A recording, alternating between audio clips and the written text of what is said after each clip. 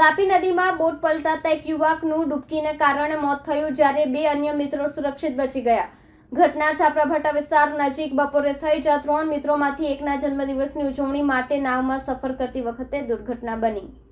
તાપી નદીમાં બોટ પલટાતા યુવકની ડૂબકીથી મોત. 2 બચ્યા હતા. ઋષિકેશ રામકરણ નિશાંત, શિવમ યાદવ અને સની યાદવ એકસાથે નાવમાં બેસીને તાપી નદી પાર કરી રહ્યા હતા. નદીના મધ્યભાગે પહોંચતા જ અચાનક બોટ પલટી ગઈ, જેના કારણે ત્રણેય પાણીમાં પડ્યા. શિવમ અને સની તરીને કિનારે પહોંચી ગયા, પરંતુ જે યુવાનનો જન્મદિવસ હતો તે ડૂબી ગયો. સ્થાનિકો અને પોલીસે શોધકામ શરૂ કર્યા પછી ઋષિકેશના મૃતદેહને પાણીમાંથી બહાર કાઢવામાં આવ્યો.